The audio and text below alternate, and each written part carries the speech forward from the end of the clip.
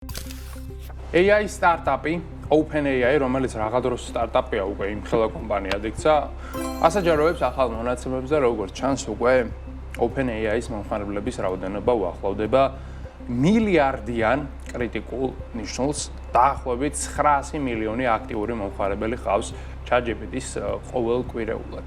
სხვათა შორის ChatGPT თავის დროზე იყო ყველაზე სწრაფად მზარდი აპლიკაცია, რომელმაც მეტას ყველა რეკორდი მოხსნა და ერთი თვის განმავლობაში ყველაზე მეტი მომხმარებელი დააგროვა. ასევე ის იყო ყველაზე სწრაფად მზარდი აპლიკაცია, რომელმაც 100 მილიონი მომხმარებელი დააგროვა და შესაძლოა გახდეს ყველაზე სწრაფად მზარდი პლატფორმა, რომელიც მილიარდ მომხმარებელს მიახსოვს. და რაც რა უნდა უცნაური იყოს, ეს არ არის სოციალური ქსელი და ეს არ არის გასართობი საშუალება, ეს უფრო მეტად ტექნიკური პროდუქტიულობის ხელსაწყო, რომელსაც სხვადასხვა მიზნებით ვიყენებთ, მაგრამ მაინც პროდუქტიულობამდე მივდივართ. აქ გასართობ TikTok ვიდეოებს ნამდვილად ვერ ვნახავთ, საერთოდ სხვა დანიშნულების ხელსაწყო არის იგი, მაგრამ პოპულარული ნამდვილად არის. ასევე საინტერესო ის არის, რომ უკვე ფასიანი გამომწერების რაოდენობა უახლოვდება 50 მილიონს, ცხადია პროპორცია თვად სახარბიელო არ არის 900 მილიონი და სულ 50 მილიონი იხდის ფულს ამ სერვისში. ძალიან ცოტა აქვს შემოსავალი. კი, შემოსავალი ამიტომაც აქვს ძალიან ცოტა და ზარალზე ამიტომაც არის ეს კომპანია, მაგრამ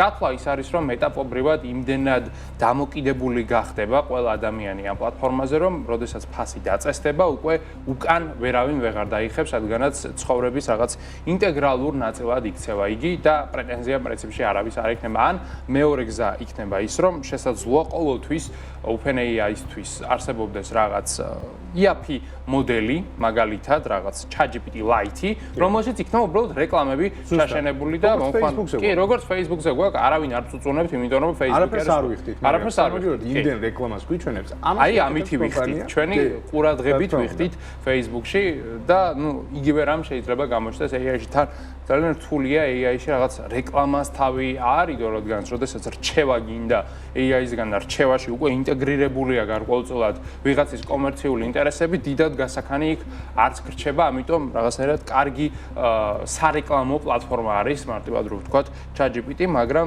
ფაქტია, რომ მომხმარებლებს მაინც უნდათ მისი გამოყენება. მომხმარებლები ChatGPT-ს იყენებენ ბევრი დანიშნულებით, არიან ადამიანები, რომლებიც რაღაც კვირაში ერთხელ ეკითხებიან მას რაღაც მარტივ შეკითხვებს, მაგალითად როგორ მივიდნენ სადღაც ან რა ჭამონ დღეს და არიან ადამიანები, რომლებიც არათ უბრალოდ წურავენ, უკვე თვითონ აღარ მუშაობენ, ანუ AI ყავ დასაქმებული full time-ზე და ზოგიერთი ანტრეპრენერი ვიცი რომ არსებობს დედამიწაზე, რომელთაც უკვე კომპანიები აქვთ AI-ზე ზემოდან დაშენებული AI აგენტებზე. აი, ესეთი უკიდურესობა შეიძლება არსებობდეს, ისევე როგორც პერსონალურ კომპიუტერებში, როცა პერსონალური კომპიუტერები გამოვიდა, იყვნენ ადამიანები, რომლებიც არ ვიცი, მხოლოდ და მხოლოდ Excel-ში მუშაობდნენ ან რაღაც კარტს თამაშობდნენ და იყვნენ ადამიანები, რომლებიც კომპიუტერის დახმარებით შექმნეს Amazon-ი თუნდაც და რამდენიმე ტრილიონიანი კომპანიები დააშენეს ინტერნეტზე და კომპიუტერში არსებობს, თავარია შენ როგორ გამოიყენებ, კი ზუსტად ასე არის აქ ამბავი. და ფული გააკეთო ამით. და ფული გააკეთო და ნუ ფულის კეთება თავად OpenAI ჯერ ვერ გამოსდის სამწუხაროდ. ალბათ რეკლამებია მთავარი პრობლემა. რეკლამები იქნება მომავალში მთავარი წელს IPO-ზე აპირებენ გასვლას და ნახოთ როგორ ჩაევლის ეგ ამბავი, ტრილიონს უმიზნებენ, მაგრამ ჯერჯერობით კაპიტალიზაცია არის 730 მილიარდის ფარგლებში, ბოლო რაუნდის დაახლოებით შედეგები ასეთია, SoftBank-ი და Amazon-ი არიან ჩართულები ბოლო რაუნდში.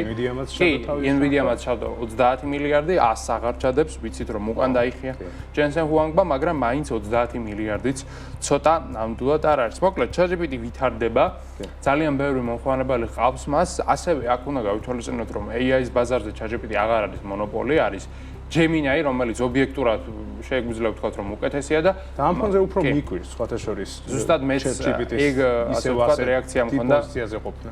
მაგრამ ალბათ უფრო ის არის, რომ ვინც ერთხელ გადმოწერა ის ექსპერიმენტებს აღარ ატარებს. მეორე მიზეზიც ვახსენოთ, არ დაგვავიწყდეს, რომ რამდენიმე თვის წინ ChatGPT სრულიად უფასო ხელმისაწვდომი გახდა ფასიანი ვერსია ინდოეთში. რომელიც ყველაზე დიდი ბაზარია. ყველას აქვს ტელეფონი და ყველასთვის არის რეალურად ალბათ ეს დაეხმარა კომპანიას რომ შეენაცვლოს. გარკვეულწილად ეგ არის. ინდოეთის ფაქტორი კრიტიკულად მნიშვნელოვანია და თან ისიც უნდა ითქვას, რომ ChatGPT ალბათ უფრო მარტივად გამოსაყენებელი AI-ა, ვიდრე მაგალითად კლოდი, რომელსაც სრულად ათვისებისთვის სჭირდება დაყენება cowork-ის, კოდის ან სხვა ნებისმიერი პლატფორმის ცოტა მეტი ბარიერებია გადასალახი, ChatGPT უფრო მარტივია და პრინციპში ყოველდღიური დავალებებისთვის ის საკმარისზე მეტია და ამიტომაც არის რომ მას მოხმარებლების რაოდენობის დის მიმართულებით ადვილად ძალიან კარგი შედეგები აქვს.